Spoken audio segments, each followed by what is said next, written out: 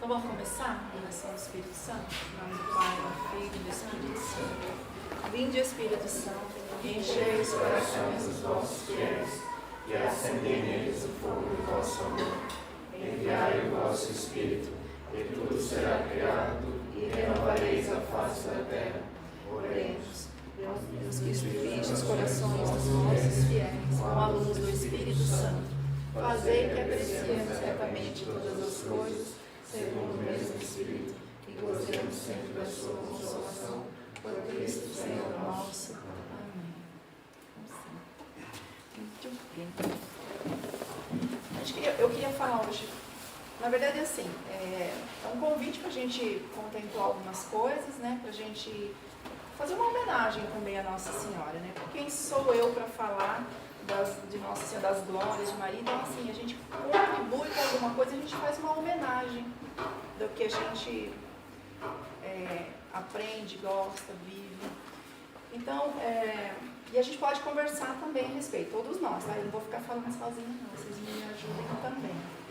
Porque a última academia que eu falei foi sobre a aparição de Tui, que foi na Espanha. Nossa Senhora apareceu a irmã Lúcia num convento lá em Tui, que é fronteira com Espanha e Portugal, bem pertinho ali. E dia 13 de junho de 1929 fez, né, que ela foi a aparição. Então nós fizemos agora dia 13 de junho 90 anos essa aparição.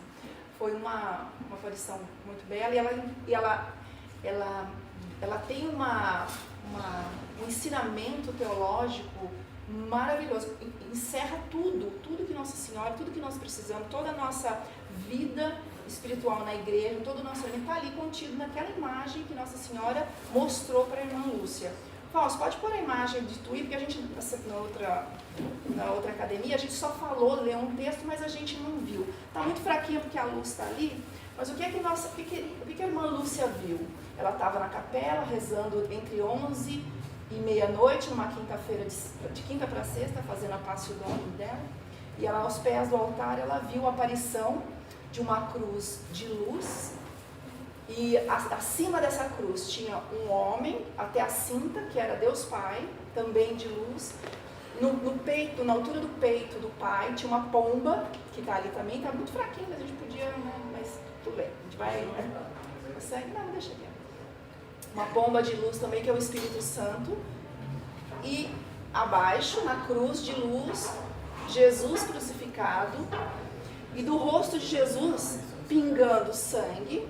E do peito aberto também pingando sangue. Na altura da cinta de Jesus tinha um cálice, tem um cálice e uma hóstia. Assim, flutuando na altura da cinta dele. Essa hóstia, ela recebe as gotas de sangue do rosto de Jesus. E do lado, pode passar, não se preocupa não. O povo já está vendo, já. Depois se quiser participar, bem aqui. E aí a gente percebe que assim, as gotas de sangue do lado e do rosto de Jesus, da agonia, do sofrimento dele, do coroa de espinho, ela cai na hóstia que está na frente dele. Então, assim, esse ensinamento teológico gigantesco, né, que nos remete que a Eucaristia, a missa é o mesmo sacrifício da cruz. O Calvário e a missa são um só e o mesmo sacrifício. Então é isso que foi assim, latente, né? A gente consegue perceber, é uma pedagogia, uma didática de Nosso Senhor fazer uma coisa dessa que ela conseguiu, né, passar isso pra gente. Do lado direito da cruz, né, o esquerdo nosso, num dos braços da cruz tem Nossa Senhora. E Nossa Senhora está segurando, o coração dela está flutuando no peito. Então ela tem um coração e a mão apoiada no coração que está fora. Esse coração de Nossa Senhora, o Imaculado Coração de Maria, não é o coração que a gente está acostumado a ver, que é coroado de rosas com uma espada transpassada, né? Que é esse aqui, que nós vemos Nossa Senhora das Dores. O coração que Nossa Senhora mostra é o coração de Fátima, que é o coração coroado de espinho transpassado por uma lança. Então o coração de Nossa Senhora que ela está apresentando ali, que é o coração dela, é o Sagrado Coração de Jesus. O Imaculado Coração de Maria ali é o Sagrado Coração de Jesus. Até ele fala, Maria não tem coração, porque o coração do filho é o coração dela, e o coração dela é o coração do filho. Então é um só coração. Então a configuração de Nossa Senhora, as dores do filho, a vida do filho. Então essa configuração, então, outro ensinamento teológico gigantesco, da gente enxergar Nossa Senhora com o coração configurado, e que pede isso para nós também, a nossa configuração. E eu estou lendo esse livro aqui, que é uma belezinha, O Abandono à Divina Providência, de Jean-Pierre de Caussade. Ele é, depois eu der impresso para vocês, e ele fala também sobre a configuração do coração de Maria. Chegou agora, né? Na minha biblioteca católica. A configuração, como é que a gente consegue ter um coração configurado? Que mistério é esse? Que graça é essa? Como é que a gente consegue ter esse coração configurado? Como é que Nossa Senhora conseguiu?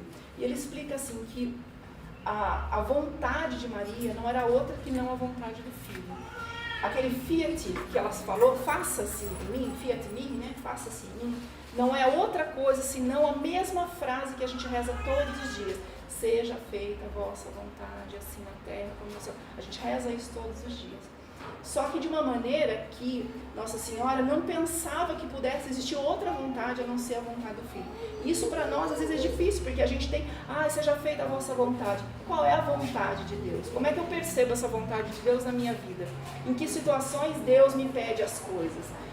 Aí ele explica assim muito bem que a gente não precisa buscar a santidade em coisas muito altas, que a nossa santidade, a nossa configuração, ela não está feita em saltos, ela não está feita, nossa busca não está, a gente não vai ser santo em pulos muito grandes. Não, a gente é santo no dia a dia, no caminhar. Eu falei na semana outra vez, né? Santa Teresa d'Ávila fala que Nosso Senhor, ele anda entre as panelas e as caçarolas dentro da nossa casa.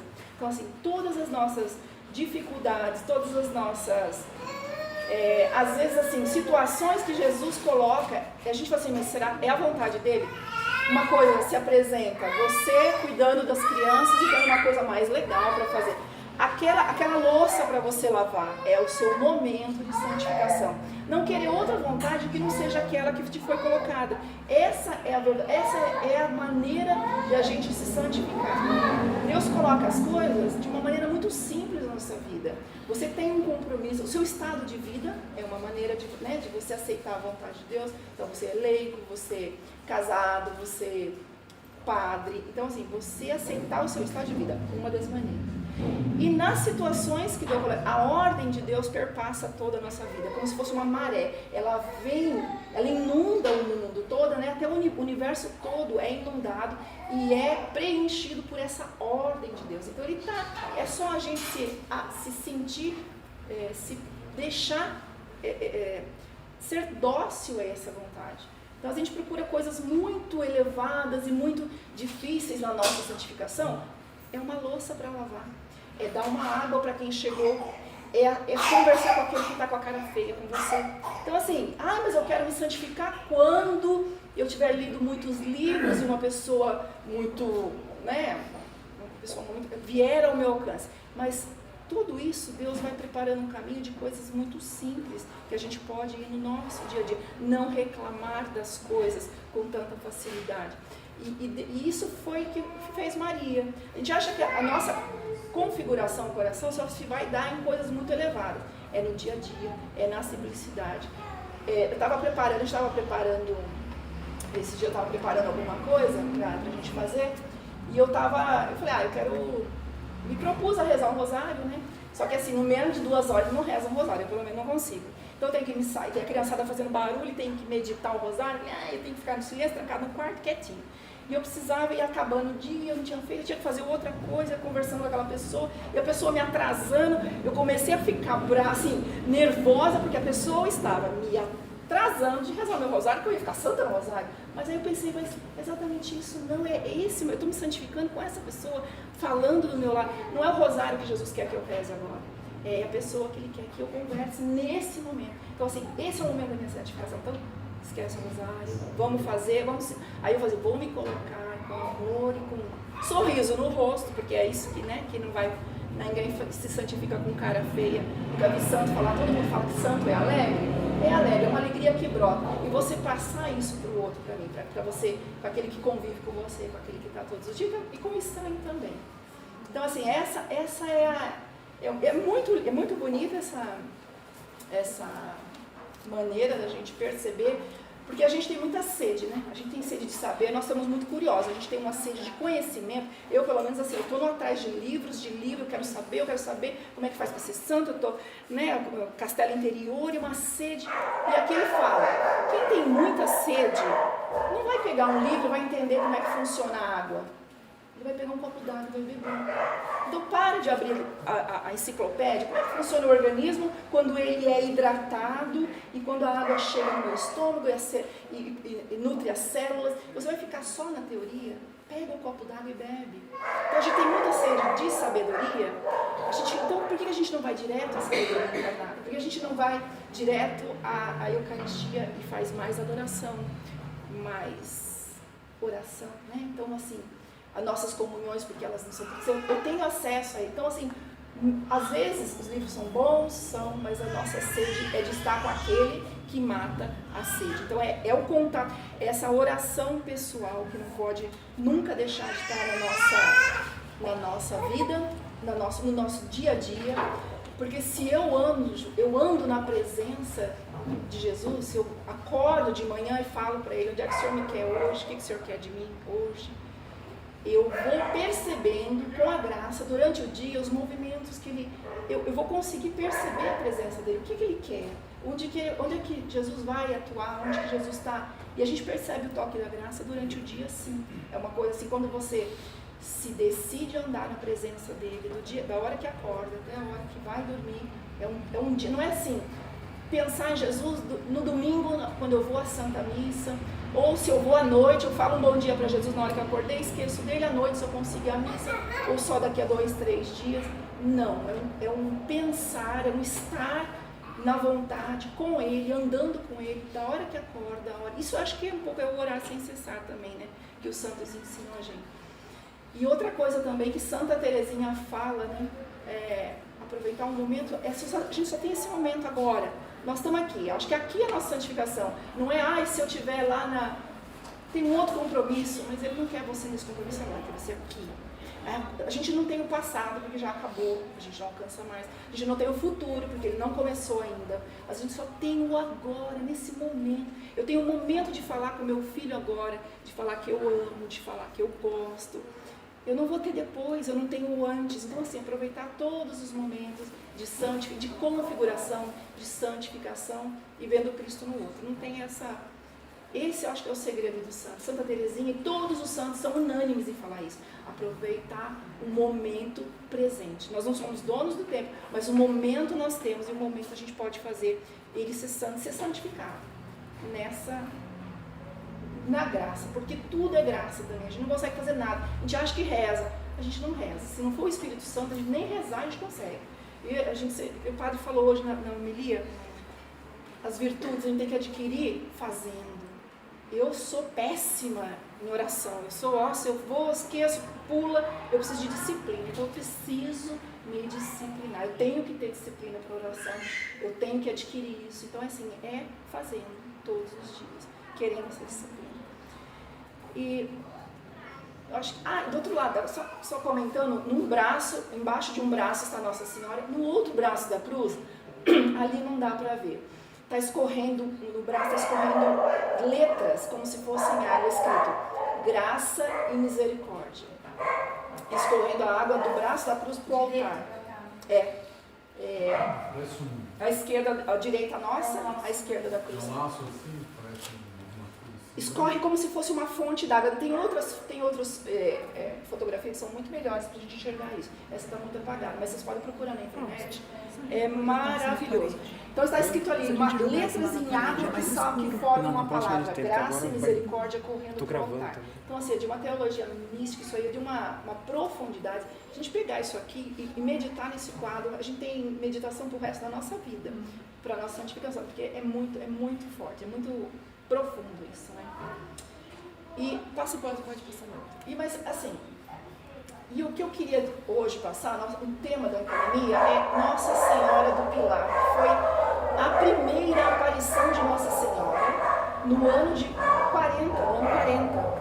Nossa Senhora estava viva. Então não foi uma aparição, foi uma bilocação. que ela estava viva morando em Éfeso. E São Tiago, passando por uma dificuldade incrível na Espanha, não conseguindo evangelizar. Ele estava desanimadinho, coitadinho. E Nossa Senhora aparece num pilar, em cima de um pilar, rodeada de anjos. Esse pilar estava naquela época, ela pediu para que ele, deu força para ele, sustentou ele na fé, falou, fica firme, que você vai dar tudo certo. Ele conseguiu mesmo, as conversões foram maravilhosas, ele conseguiu ter essa força. Nossa Senhora apareceu, deu essa firmeza.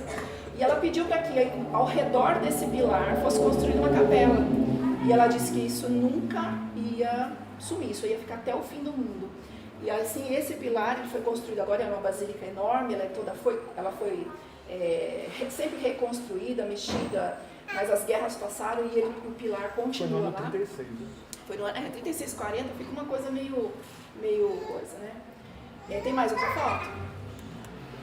E aí, ao fundo, tem um quadro, um bispo se ajoelhando na frente do altar do pilar, que está cercado por um vidro. Embaixo, no subsolo da basílica, a base do pilar ele fica chama humilheiro. Tem um pedacinho do mármore rodeado por um vidro e um metal, e as pessoas podem, acho mentira, não tem vidro, é só um metal e as pessoas podem ir até lá e beijar.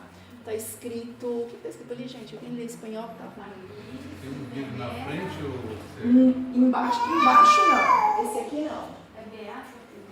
Aqui se venera e beija, e besa el pilar puesto pela Virgem. Aqui é uma como é que chama aqui? Um negócio de água? Moldura. É uma medalha, né? Moldura. É uma moldura de metal, e aqui é o pilar em mármore, que as pessoas se ajoelham numa parede de pilar. E beijam, a fila lá é grande, essa. Então fica em Saragossa, que chamava antigamente César Augusta, era uma região chamada César Augusta, Saragossa e virou Saragossa. Tanto vai misturando as palavras, né? Então assim, pode passar para o outro. Aí tem a história. Maria ainda estava neste mundo, morando na Terra Santa, quando ao mesmo tempo apareceu na Espanha para o apóstolo São Tiago.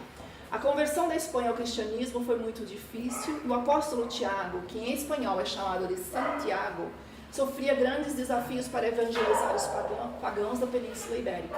Estamos falando dos anos 40 do primeiro século da nossa era. Fazia pouco tempo que Jesus tinha morrido e ressuscitado. Seus apóstolos ainda viviam neste mundo, assim como sua mãe, Nossa Senhora, que morava na Terra Santa. Acontece que certa noite, para encorajar o apóstolo e não esmorecer diante da resistência pagã na Espanha, a Virgem Santíssima apareceu para São Tiago na região de César Augusta, hoje Saragossa, em espanhol Zaragoza, acompanhada por um coro de anjos. Ela estava sobre um pilar e afirmava a São Tiago que no futuro a fé daqueles povos ibéricos seria profunda e firme. Ainda assim incentivado, o apóstolo perseverou na árdua missão e o resultado que hoje uma das mais numerosas parcelas de católicos de todo o planeta reza em espanhol. Maria tinha pedido a São Tiago que construísse naquele mesmo lugar uma igreja cujo altar ficasse ao redor do pilar onde ela estava, e fez uma promessa: este lugar permanecerá até o fim do mundo, para que a graça de Deus realize milagres e prodígios pela minha intercessão àqueles que suplicarem a minha ajuda. São Tiago e seus seguidores atenderam ao pedido de Nossa Senhora e construíram ali a capela, que foi chamada de Nossa Senhora do Pilar. Foi o primeiro templo dedicado à Virgem Maria. Essa devoção foi se consolidando até que Nossa Senhora do Pilar fosse reconhecida como até hoje a padroeira da Espanha. Mais alguma coisa? Tem um vídeo. Não, tem mais pedacinho. Depois de evangelizar a região, São Tiago voltou para Jerusalém e lá morreu martirizado por volta do ano 44. Muito pouco tempo depois, né? Segundo a tradição, seus discípulos levaram o corpo de volta à Espanha para sepultá-lo, onde hoje se ergue um dos mais populares destinos da peregrinação do mundo inteiro, Santiago de Compostela. Compostela significa campo estrelado. Então, o corpo dele foi encontrado nesse campo estrelado. Por isso chama Santiago de Compostela. Quanto à aparição de Maria como Nossa Senhora do Pilar, trata-se a rigor de um caso de bilocação, ou seja, o fenômeno de estar fisicamente presente em dois lugares ao mesmo tempo. Recordemos que na época Nossa Senhora ainda estava na terra, morando na Palestina, quando apareceu para Santiago em Saragoça. Pode passar. E aí eu fiquei pensando, falei, Nossa Senhora aparece, a primeira aparição dela é num pilar, em Saragoça, né? E aí Dom Bosco tem um sonho, e aí ela está no pilar, ela está numa coluna, e a aparição em Tuí, ela mostra que a coluna, que é Jesus na Eucaristia, é a missa, Jesus, a hóstia consagrada. Então assim, aquele quadro resume exatamente isso, é Nossa Senhora, o pilar nosso, da nossa fé, a Eucaristia e a igreja. Então esse sonho de Dom Bosco também me remeteu a essa aparição. Pode ir. Agora tem um vídeo que é bonitinho, só pra gente encerrar. Deixa eu ver se eu solto.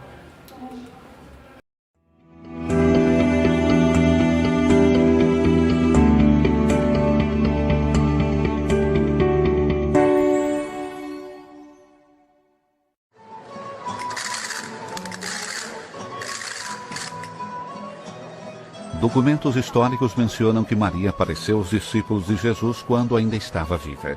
E afirmam que a Virgem apareceu também aos primeiros cristãos da Espanha para apoiá-los em suas dificuldades.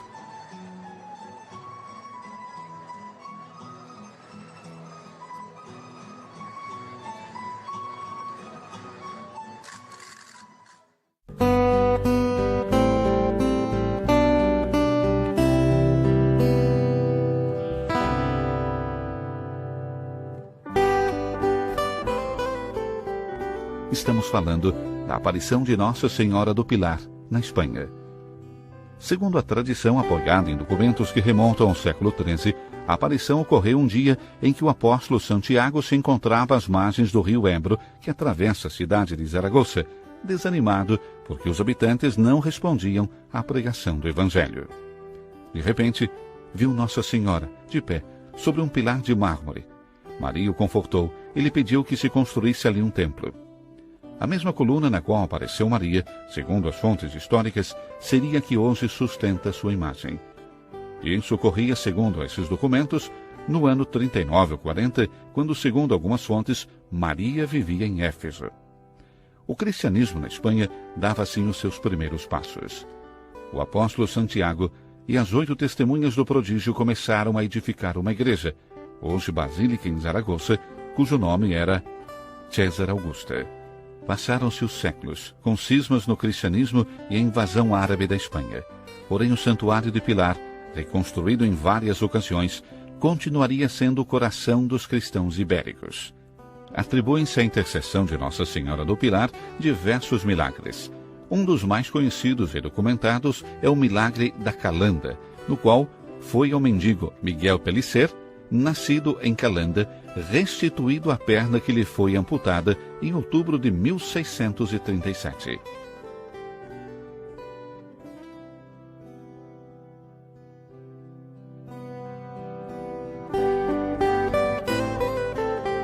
A origem do cristianismo na Espanha, em um primeiro momento marcado pelo fracasso, tem na Virgem Maria do Pilar e no apóstolo Santiago os seus pioneiros. Por esse motivo, os católicos espanhóis consideram que seu país é terra de Maria. Zaragoza e Compostela, o Pilar e o apóstolo Santiago constituem os 2 eixos fundamentais ao redor dos quais gira a espiritualidade do povo espanhol. Ó Virgem do Pilar, Rainha e Mãe, a Espanha e todas as nações hispânicas reconhecem com gratidão tua proteção constante e esperam seguir contando com ela. Obtenha-nos do teu Filho fortaleza na fé, segurança na esperança e constância no amor. Queremos que em todos os instantes de nossa vida sintamos que tu és nossa Mãe. Por Jesus Cristo, nosso Senhor. Amém.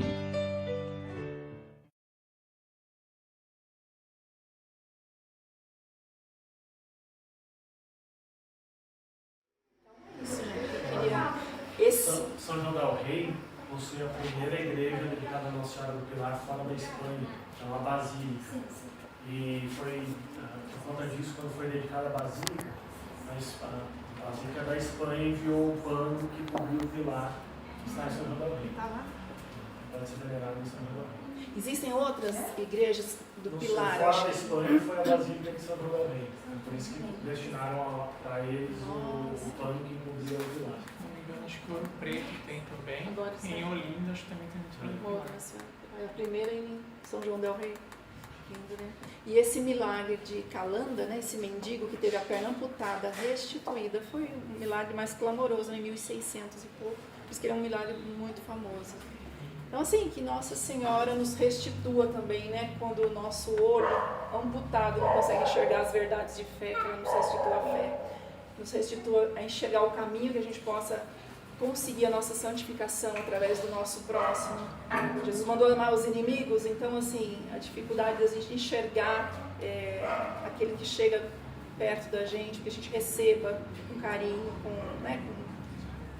o coração configurado ao dele. Dificuldade existe mesmo, mas a gente consegue.